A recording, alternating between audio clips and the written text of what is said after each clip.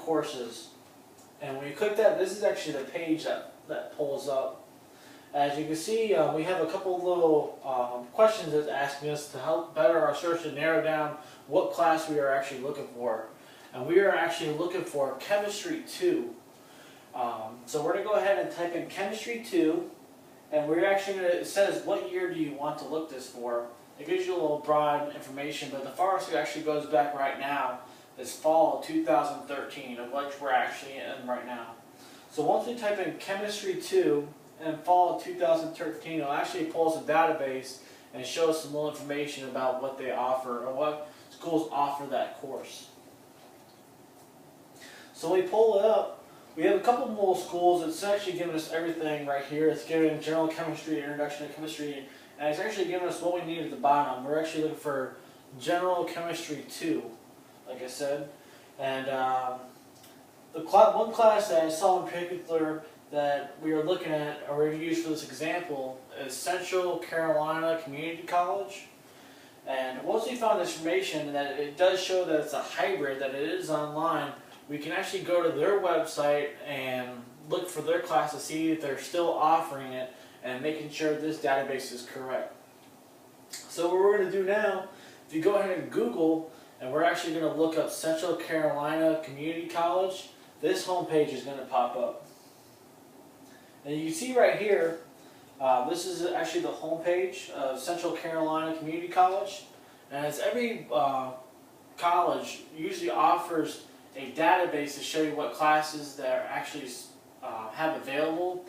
And in many cases, they actually have this program called Web Advisor. This program actually shows you what classes they offer and what are still available.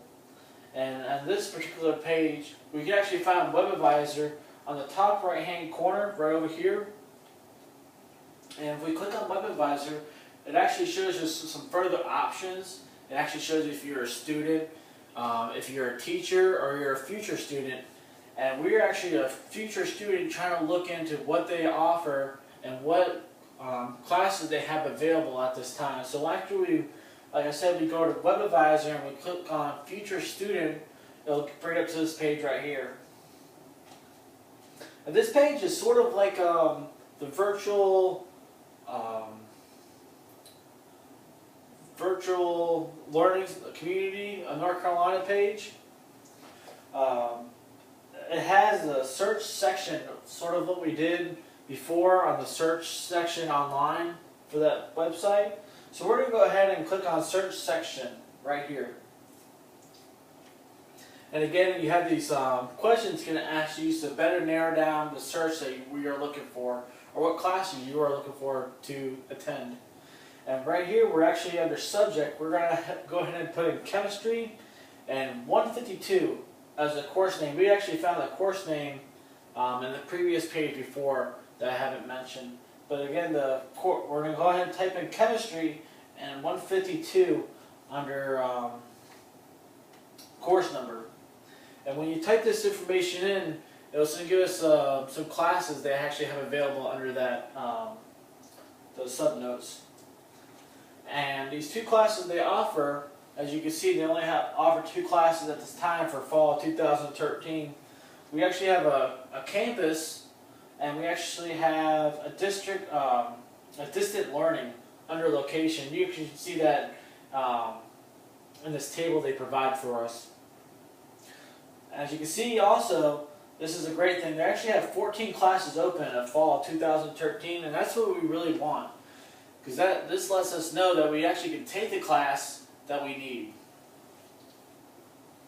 And once you have all these steps filled out, that you know that they have the class that you need, the next step you want to take is actually registering for that class. Registration. Again, we're going to go ahead and, for this example, we're going to use Central Carolina Community College as our example. This is actually that home page again. And the first thing you're going to do is on applying for this class, usually you can go under administration, under applications to apply, but on their main home page you actually have apply now. We can actually go there to apply for the school. And when you open up this page of Apply Now, they actually have a really good step-by-step, really organized way to show you how to apply for the school. And the first step they actually show is actually filling out the application. This actually has all your personal information, like your social security number, who you are, your heritage, your sex, whether this may be your age, maybe your disabilities, or maybe you're a Vietnam vet. This actually helps you out in some way in federal funds. But there's a lot of questions they ask you. It's mostly just personal information to get a little gist of knowing you. And that's the first step of filling out registration. The second step you want to go to is actually sending your resume or your transcripts from your schools that you attended. This also includes high school, college. That way that maybe the class, in this example like Chemistry 2, that you've taken all your prerequisites to make sure that you are actually eligible to take in this class. And that's why they wanted to have your transcripts, and just to see maybe your GPA or whatever it may be, so you can actually take this class. This next step is actually a replacement test they have on their website. This is sometimes optional, just because you don't have to take a replacement test all the time. If you take a replacement test beforehand, maybe when you were a freshman, when you first start out college, they require this to see what your education level is. But if you have prerequisites or classes you take before, this cancels out most of the time, especially if you've been in school for a while. But this is sort of an option. This may not apply for everybody, but it's still a good step to take into place and ask your counselor if you actually need to take this replacement test. And this usually applies for most schools or community colleges in North Carolina. And the fourth step is a great thing to have. It's actually a great thing to do. Actually, it's called FAFSA. They don't actually require this, but this is actually a great opportunity to get money to help you go to school. Especially for me, being a full-time student and going to school and having a child is really difficult, especially with daycare. So FAFSA really helps out a lot in that situation. And once you have all these things filled out and sent out to your school, the next thing you do is be prepared. And this actually comes with a lot of variety of things.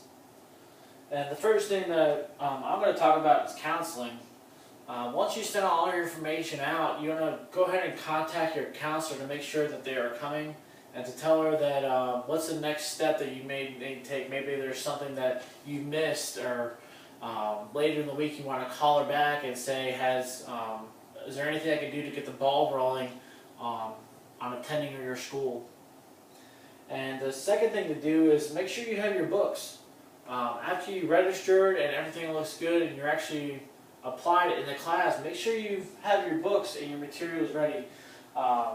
This must be, either beakers if you're taking Chemistry 2, or graduate cylinders, or anything you need. And this better helps you, or you can better see this in the description under WebAdvisor of what you actually need. Not many schools do this, but sometimes they do under that description. Under WebAdvisor, they show you what books you need, maybe a kit you need for chemistry or whatever it may be, and just to be prepared for that, ask your counselor about these informations so you can better prepare yourself and succeed in that class. I hope you enjoyed this information. I hope it helps you succeed in college. And taking an online class, there's 3 steps you want to follow by. Finding the class, registering, and being prepared for that class. And this will help you better to succeed in life and getting those courses so you can better opportunities for you in the future. Like I said, I hope it helps you out, and I hope you learned something from this, and you can take it on with you to better improve yourself. I hope you have a good day, and I thank you.